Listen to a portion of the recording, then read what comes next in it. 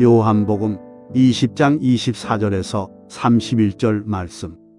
12 제자 중에 하나로서 디두모라 불리는 도마는 예수께서 오셨을 때 함께 있지 아니한지라. 다른 제자들이 그에게 이르되 우리가 주를 보았노라 하니 도마가 이르되 내가 그의 손에 못자국을 보며 내 손가락을 그 못자국에 넣으며 내 손을 그 옆구리에 넣어보지 않고는 믿지 아니하겠노라 하니라.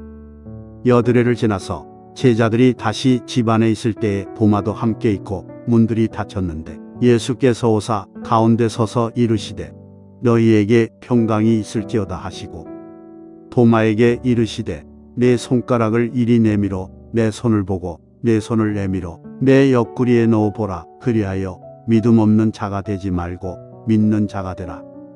도마가 대답하여 이르되 나의 주님이시여 나의 하나님이시니이다. 예수께서 이르시되 너는 나를 본 고로 믿느냐. 보지 못하고 믿는 자들은 복되도다 하시니라. 예수께서 제자들 앞에서 이 책에 기록되지 아니한 다른 표적도 많이 행하셨으나 오직 이것을 기록함은 너희로 예수께서 하나님의 아들 그리스도 이심을 믿게 하려 함이요 또 너희로 믿고 그 이름을 힘입어 생명을 얻게 하려 함이니라. 아멘. 요한복음 20장 24절에서 31절의 말씀을 가지고 은혜의 자리를 지키는 사람들이라고 하는 제목으로 말씀을 증거하려고 합니다. 소원하기는 오늘 여러분들이 앉아 계신 그 자리가 은혜 받는 자리가 되기를 소원합니다. 그리고 그 자리가 주신 은혜를 지켜가는 그런 자리가 될 수 있기를 주의 이름으로 축원합니다. 오늘 본문에서 우리는 예수님의 제자들을 만나게 됩니다. 그런데 이 제자들의 상황을 보니 두려움에 떨고 있습니다. 왠고하니 자신들도 예수님처럼 붙잡혀 죽을 수도 있다고 하는 생각 때문이었습니다. 그래서 이들은 한 곳에 모여 문을 굳게 닫고 숨어 있습니다. 그때 부활하신 예수님, 제자들을 찾아오신 겁니다. 그리고 인사를 건네시지요. 너희에게 평강이 있을지어다. 지금 제자들에게 가장 필요한 은혜는 평강이 아닐 듯 싶습니다. 그래서 예수님, 두려움에 떨고 있는 이들에게 너희에게 평강이 있을지어다 말씀을 주고 계십니다. 그리고 이어서 하시는 말씀이 있습니다. 성령을 받으라. 성령을 받으라. 그리고 오늘 우리가 읽은 본문의 말씀으로 이어지고 있습니다. 그런데 24절에서 특별히 강조하고 있는 말씀이 있습니다. 이처럼 부활하신 예수님께서 제자들을 찾아오셨을 때 그 자리에 도마는 없었다는 것입니다. 분명 그도 예수님의 제자 가운데에 한 사람이었음에도 불구하고 부활하신 예수님이 제자들을 찾아오셨을 때 그는 그 자리에 없었다는 것입니다. 때문에 이를 강조한 것은 뭔고 하니 당연히 있어야 할 제자가 그 자리에 없었기 때문에 강조하고 있는 것 아니겠습니까? 사실 지금 제자들은 가장 힘든 시간을 보내고 있습니다. 그동안 믿고 따랐던 스승 예수가 십자가에 달려 처참하게 죽었고 자신들도 언제 체포되어 죽을지도 모르는 상황 속에서 하루하루를 불안과 두려움 속에 보내고 있는 겁니다. 그렇다면 도마도 당연히 제자의 일원으로서 그 힘든 시간을 함께 버텨내야 했습니다. 그것이 제자로 부름받은 3년을 동고동락한 믿음이고 그리고 영적 의리이기도 했습니다. 그럼에도 도마는 공동체를 떠나 동료들과 어려움을 함께 하지 않았습니다. 때문에 24절에서 이를 분명히 지적하고 있는 겁니다. 도마는 예수님께서 제자들을 찾아오셨을 때에 그 자리에 함께하지 않았다 하고 분명히 말씀하고 있는 것입니다. 그래서 도마는 다른 제자들로부터 부활하신 예수님에 관한 이야기를 듣게 됩니다. 그때 도마의 반응이 어땠습니까? 그래? 정말 예수님이 부활하셔서 이곳에 찾아오셨어? 야, 나도 그때 이 자리에 있어야 되는 건데 그리 했을까요? 아닙니다. 한마디로 어이없다는 표정을 짓습니다. 그러면서 하는 말이 어찌 죽은 자가 다시 살아날 수 있느냐? 나는 그의 손에 못자국을 좀 만져보고 그 옆구리에 내 손가락을 넣어보지 아니하고서는 믿을 수가 없다고 말합니다.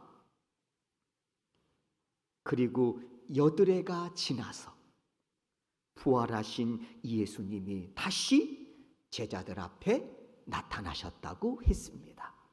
26절입니다.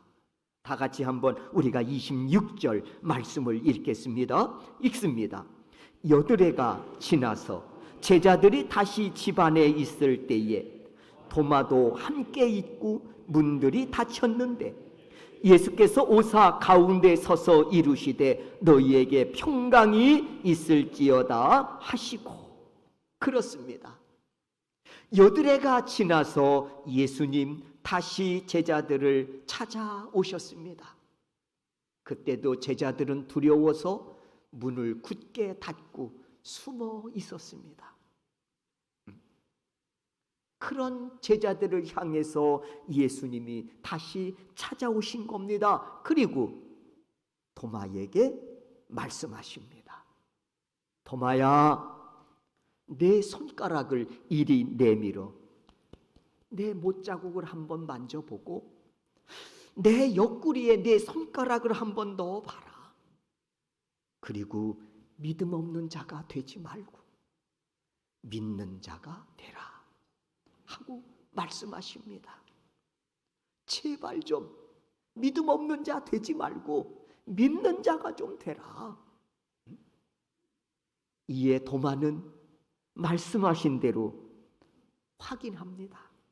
그리고 예수님께 고백하지요.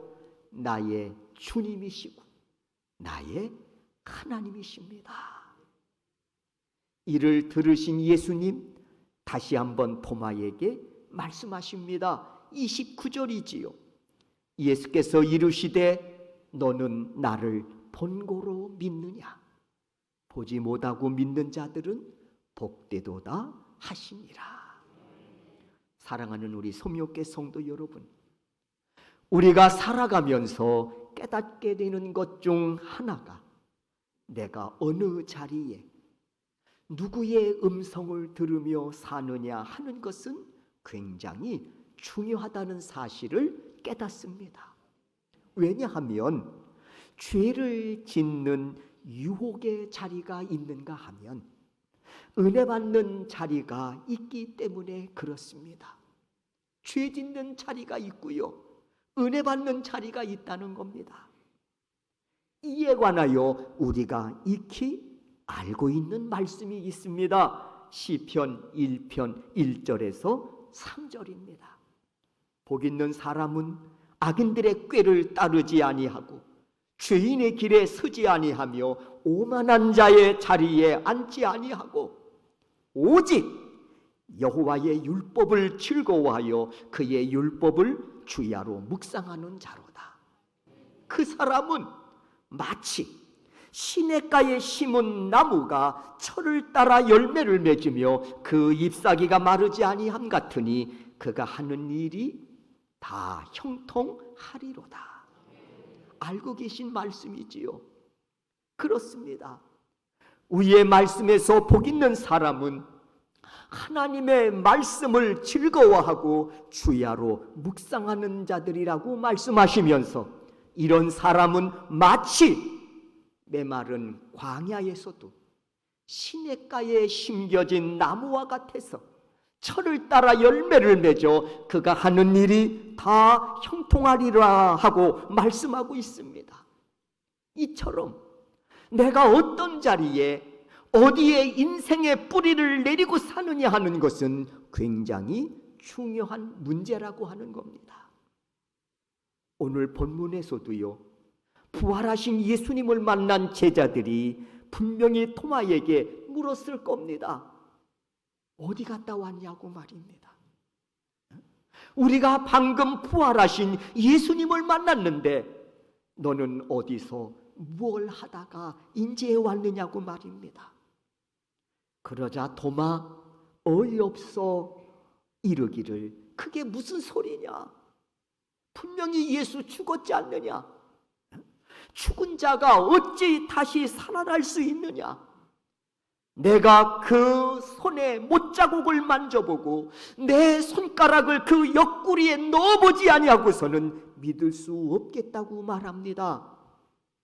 여러분, 이 모습이, 이 고백이 은혜의 자리에 있지 못한 자들의 반응입니다.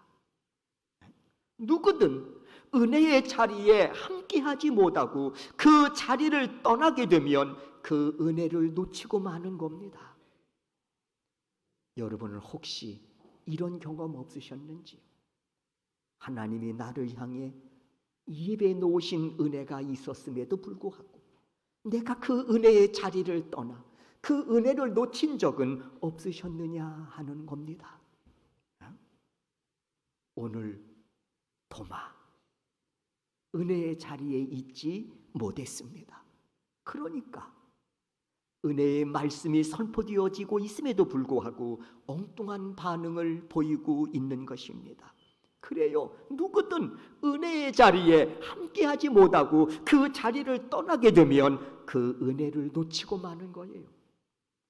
그러니 부활하신 예수님이 1000번 만번 찾아오신다고 해도 내가 그 은혜의 자리에 있지 못하면 그 부활의 주님을 만나지 못한다는 것입니다. 그리고 그 부활하신 예수님과 나와는 아무런 상관이 없다는 겁니다. 그런데 감사하게도 예수님은 여드레가 지나서 다시 제자들을 찾아오십니다. 그리고 그때엔 도마도 그 자리에 있었다고 했습니다. 함께 있었다고 했습니다. 참 다행스러운 일입니다. 26절이지요. 여드레를 지나서 제자들이 다시 집안에 있을 때에 도마도 함께 있고 문들이 닫혔는데 아직도 지금 두려움에 제자들을 떨고 있는 겁니다. 문들이 굳게 닫혀 있습니다. 그때 예수님께서 오사 가운데 서서 이르시되 너희에게 평강이 있을지어다 하시고, 이때 도마의 반응은 어땠을까요? 아, 정말 예수님이 살아나셨구나. 정말 예수님이 사망 권세를 깨뜨리시고 부활하셨구나 하는 사실을 깨닫지 않았을까요? 그래서 삶의 자리가 중요한 겁니다. 그래서 삶의 자리가 중요한 거예요. 그를 향해서 예수님 말씀하시지요. 도마야, 내 손가락을 내밀어 내 못자국을 한번 좀 보고 또 만져보고, 그리고 내 말대로 내 손가락을 내밀어 내 옆구리 한번 넣어봐라. 그래서 믿음 없는 자 되지 말고 믿는 자가 되라. 그러면서 이어서 예수님이 또 하시는 말씀이 있습니다. 29절이지요. 예수께서 이르시되 너는 나를 본고로 믿느냐? 보지 못하고 믿는 자들은 더더욱 복되도다 하시니라. 그렇습니다. 예수님은 의심하던 도마에게 소원하시는 것이 있었습니다. 여드레가 지나서 다시 제자들을 찾아오신 것은 도마를 향한 예수님의 소원이 있으셨기 때문이었습니다. 예수 그리스도를 구원자로 믿는 사람이 되어 영원한 생명을 얻는 자로 그가 살아가기를 소원하셨기 때문이었습니다. 그래서 예수님 다시 찾아오신 겁니다. 도마를 믿음의 사람으로 세우시기 위해서, 그리고 영생의 소망을 품고 살아가는 천국 백성으로 세우시기를 소원하시, 다시 예수님 8해가 지나서 제자들을 찾아오신 겁니다. 그 예수를 만난 도마, 예수님의 소원대로 믿음의 사람으로 변화되었습니다. 손에 못자국을 만져보고 옆구리에 난 창자국까지 손가락을 넣어보고서는 이렇게 고백하지 않습니까? 나의 주님이시고 나의 하나님이십니다 라고 말입니다.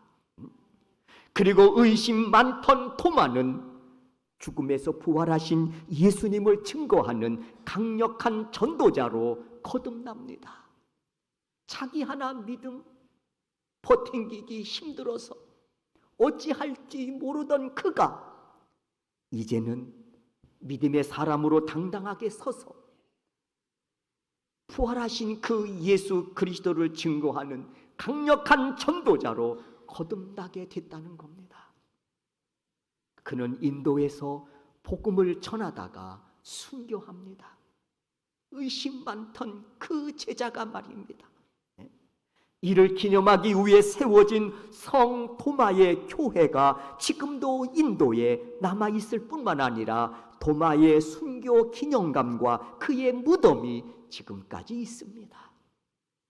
의심 많던 도마, 그가 부활하신 예수님을 만난 이후에 누구보다도 예수님을 뜨겁게 사랑하는 믿음의 사람으로, 그리고 그 예수를 증거하는 제자로 거듭났습니다.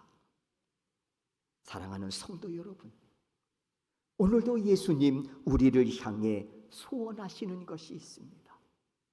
우리도 예수님을 향해 소원하는 것이 있지요. 그런데 이 점도 기억하십시오. 예수님도 나를 향해 소원하시는 바가 있다고 말입니다. 도마를 통해서 알려주고 계시지요. 믿음 없는 자 되지 말고 믿음의 사람이 되어 영원한 하나님 나라의 백성이 되는 것, 그것이 우리를 향한 예수님의 소원이십니다. 그리고 땅끝까지 이르러 예수의 증인되어 살아가는 것, 예수님 소명제단을 향하신 소원이고, 이 제단의 거룩한 지체로 부름받아 하나님의 백성으로 살아가는 우리들을 향한 소원이시기도 합니다. 벌써 우리 서명교회가 올해 12월이 되면 10살이 됩니다. 어떻게 보면 참 빠르게 지나온 듯 싶지만 그 10년 동안에 참 많은 사건들이 있었습니다. 돌아보면 매 순간 하나님의 은혜요 인도하심이었음을 고백하지 않을 수 없습니다. 다시 돌이켜서 여기까지 올 수 있니? 하면 저는 자신 없다고 또 말씀을 드릴 수밖에 없어요. 하나님의 일은 계산으로 되는 것이 아닌 듯 싶습니다. 10년 전 12월, 여기 주보에 날짜가 기록되어 있지 않습니까? 15일 첫 설교 때 제가 드린 말씀이 하나 있습니다. 서명교회는 교회의 본질적 사명을 다하는 교회가 되기를 소원합니다. 10명이 모이든 20명이 모이든 몇 명이 모이든 간에 서명교회는 주님의 거룩하신 뜻을 받들어 땅끝까지 이르러 증인되는 교회, 그리고 이 제단에 부름받은 성도들이 되기를 소원합니다. 그리고 그렇게 목회 방향을 설정해서 달려갈 것입니다. 여기에 주의 종과 뜻을 같이 할 수 없다면 죄송하지만 여러분은 저와 함께 갈 수 없습니다 하고 분명히 말씀을 드렸습니다. 개척하면서 첫 번째 드린 설교입니다. 그리고 코로나가 터지기 전까지 성도님들은 주의 종과 함께 그 사명을 감당하며 달려왔습니다. 개척하기 첫 해부터 해외 선교와 국내 선교를 시작을 했습니다. 성전 건축할 때도 청년들을 보내서 해외 선교의 명맥을 끊어지지 않고 이어가게 했습니다. 그러면서 제가 또 하나 드린 말씀이 있습니다. 속회 헌금만큼은, 물론 선교 헌금이 드려지는 것은 물론이지만 속회 헌금만큼은 어떤 일이 있어도 선교에 쓰여지는 밑거름으로 사용하겠습니다. 그러니 속회에 모여서 예배드릴 때 드리는 헌금 정성껏 최선을 다해서 드려주시기를 바랍니다. 선교지에 유익하게 쓰여질 겁니다 하고 말씀을 드렸습니다. 그리고 매해 20-30명씩 해외로 40-50명씩 국내 선교로 여러분 휴가를 내서 그렇게 참여해서 10년을 달려온 겁니다.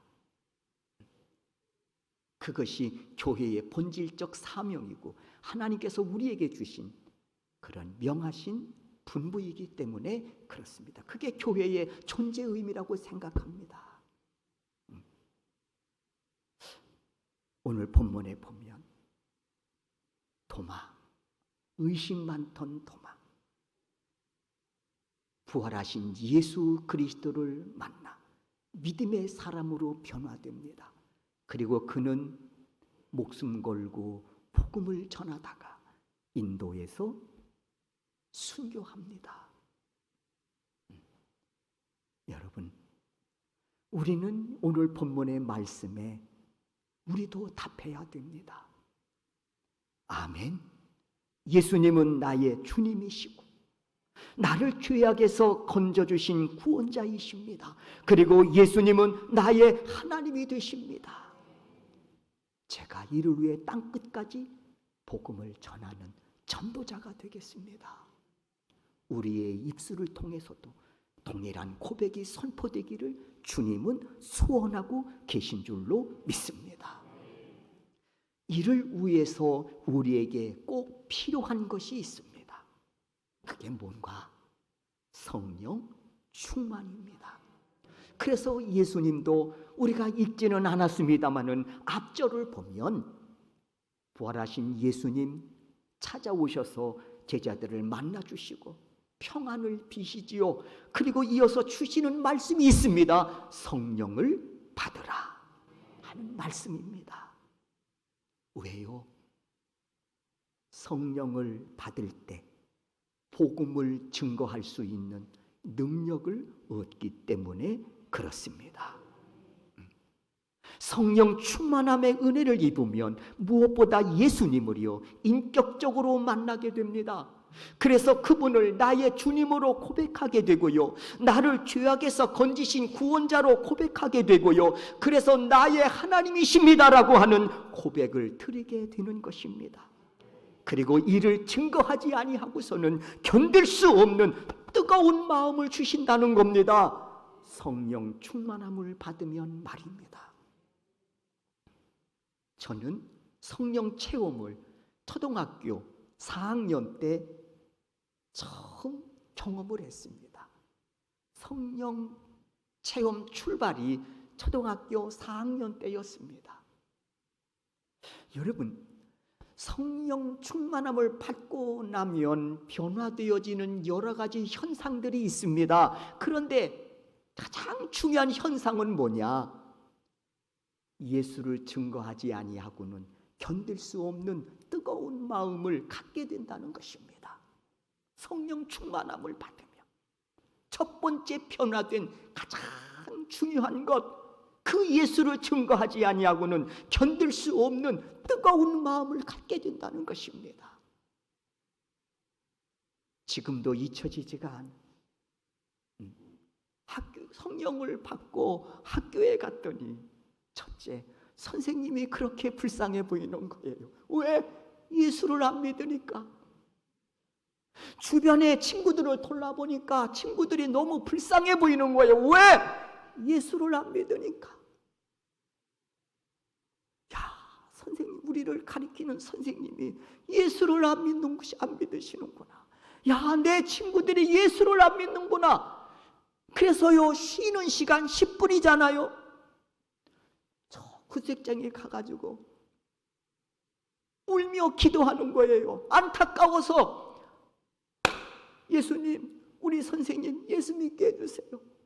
우리 반 친구, 예수 믿지 않는 우리 반 친구들 빨리 예수 믿게 해주세요. 그랬더니 저를 둘러싸고 주위의 친구들이 도대체 저 인간 뭐하나 바라보던 그 그림이 지금도 눈에 선합니다. 몇 주 전에 제가 다니던 초등학교 가는 길이라 10분이면 갈 수 있어 들렸습니다. 제가 살던 마을이기도 하고요. 거기에 초등학교가 있고 한 바퀴 이렇게 돌아보고 다시 나오는 길에 보니까 그 당시에 있었던 옛날 건물이 지금도 있는 거예요. 그때는 약방이었는데 지금은 이발소로 바뀌었더라고. 이게 막 돌아가는 거예요. 그래서 옛날 건물이라 혹시 연세가 지긋하신 분이 머리를 깎고 계시지 않을까? 그러면 혹시 그 당시 어떤 소식을 좀 그분을 통해서 들을 수 있지 않을까 해서 들어갔습니다. 어서 오시오. 충청도니까 어서 오시오. 그랬어요. 앉으시오. 그래서 앉았어요. 보니까 연세가 지긋하신 거예요. 그래서 제가 물었어요. 여기서 영업하신 지가 얼마나 되셨습니까? 아유, 오래됐습니다. 아, 그래요? 그러면 초등학교를 어디 나오셨습니까? 아, 바로 옆에 여기 금성국민학교 나왔지요. 그러시는 거예요. 아, 그러십니까? 그러면 연세가 어떻게 되셨습니까? 예, 제 나이 58년생입니다. 그래, 나도 58년생인데 나도 이 학교 다녔어요. 그랬어요. 아, 그러냐고. 그때 교장 선생님이 누구셨냐요? 그래서 박자, 영자, 관자인데 그분이 저희 아버님이셨습니다. 그랬어요. 그랬더니 그분이 대답 하는 얘기가 그러면 네가 박인화냐? 그러는 거예요. 이야, 50년이 지났는데도 제 이름을 기억해주고 있는 거예요. 기뻤을까요? 안 기뻤을까요? 아, 야, 친구를 그러니까 초등학교 때 한 반 친구가 지금은 머리가 허해가지고 머리를 깎고 있는 거예요. 그리고 50년이 지난 이후에 제가 그 친구에서 머리가 지금 깎여지고 있는 거예요. 야, 얼마나 제가 기쁘고 감격스러웠겠습니까? 그럼 네가 박인화냐? 내가 박인화야. 야, 내가 그러지 않아도 내가 만나고 싶었다는 거예요. 왜? 나도 지금 예수를 믿고 있거든. 늦게 내가 예수를 믿었는데 내가 지금 너무 행복하다는 거예요. 내 일생 중에서 지금 이 시간, 예수 믿는 이 시간이 가장 행복한 시간이라는 거예요. 그런데 우리 동창 녀석 중에 목사가 됐다고 하는데 그 녀석이 그때 저 구석에서 기도하던 박인화라는 거예요. 한번 만나고 싶다 하고 소원했는데 오늘 내가 나를 방문해 주다니 정말 예수님이 방문한 듯 싶어 하면서 너무 반가워하는 거예요. 머리를 깎고 차 한 잔을 나누고 있는데 부인이 들어왔습니다. 권사님이시랍니다.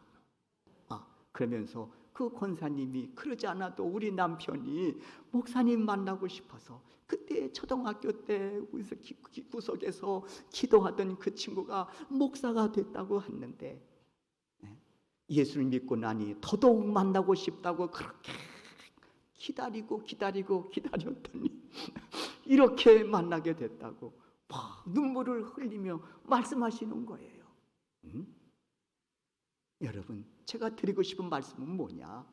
성령 충만을 받으면 변화되는 게 있습니다. 그게 뭔고 하니 예수를 증거하지 아니하고는 견딜 수 없는 뜨거운 마음을 갖게 된다는 것입니다. 우리 소명교회가 성령 충만한 교회가 되기를 원합니다. 이 제단의 거룩한 지체로 부름받은 여러분 또한 성령 충만함으로 오늘을 살아가는 믿음의 사람이 되시기를 주의 이름으로 축원합니다. 그래서 그분을 나의 주님으로 고백하실 뿐만 아니라 나를 죄악에서 건져주신 구원자로 고백하실 뿐만 아니라 당신은 나의 하나님이십니다 라고 고백할 뿐만 아니라 정말 그 예수 그리스도를 증거하지 아니하고서는 견딜 수 없는 뜨거운 마음으로 주어진 사명을 감당하며 달려가는 우리 소명교회 성도 여러분들이 되시기를 주의 이름으로 축원합니다. 이를 위해서 사도 바울 역시 날마다 하나님이 공급하시는 능력을 구했습니다. 이는 다른 말로 말하자면 성령 충만한 은혜를 구했다는 이야기지요. 이로써 그는 주어진 사명을 성공적으로 감당했습니다. 사랑하는 성도 여러분, 오늘 본문에서도 의심 많던 도마가 어떻게 믿음의 사람으로 변화되었을까? 어떻게 의심 많던 그 도마가 인도까지 가서 복음을 전하다가 순교의 반열에 올라설 수 있었을까? 물론 못자국 난 예수 그리스도의 손을 만져보고 옆구리에 난 창자국에 손가락을 넣어보고 이런 체험적인 이런 신앙을 통해서 그가 예수를 만난 것 물론 중요한 겁니다. 그러나 더 중요한 것은 뭔고 하니 성령 충만한 은혜를 받아 하나님이 공급하시는 능력으로 살아가는 것입니다. 체험적인 은혜도 중요하지만 체험적인 신앙생활도 중요하지만 그 위에 반드시 성령 충만한 강력한 은혜가 공급되어야 한다고 하는 것입니다. 역사적으로 믿음의 사람들은 살펴볼 때 성령 충만한 은혜 속에 있을 땐 무슨 일을 만나든 승리했습니다. 적과 전쟁을 치르든 사단의 유혹이 있든 고난이나 환난이 닥치든 한결같이 그들은 성령 충만함으로 하나님이 공급하시는 그 능력으로 넉넉히 이기는 삶을 살았습니다. 그러나 성령님이 탄식하고 떠났을 때 그들은 여지없이 패배자가 되었습니다. 무엇을 말하는 걸까요? 그리스도인들은 성령님이 공급하시는 능력으로 살아가야 할 사람들이라는 겁니다.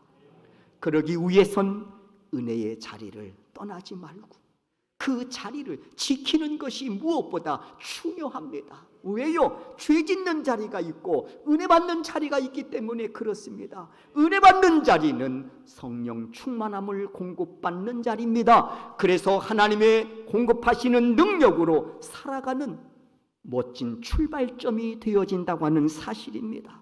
그러므로 우리는 은혜의 자리를 지켜야 되고요, 그 은혜의 자리를 떠나서는 아니 되는 것입니다. 저는 여러분이 시냇가에 심겨진 나무처럼 은혜의 자리를 사수하는 그리스도인들이 되시기를 주의 이름으로 축원합니다. 그래서 하나님이 공급하시는 능력으로 살아가는 믿음의 사람이 되시기를 주의 이름으로 축원합니다. 소원합니다. 오늘 여러분이 앉아 예배하는 그 자리가 은혜를 지키는 자리가 되기를 바라고요, 공급하시는 또 다른 성령 충만함을 받는 은혜의 자리가 되기를 주의 이름으로 축원합니다. 그래서 거친 세상 앞에서도 하나님이 공급하시는 그 능력으로 넉넉히 승리의 삶을 살아가는 또 하나의 멋진 출발점이 될 수 있기를 주의 이름으로 축원합니다.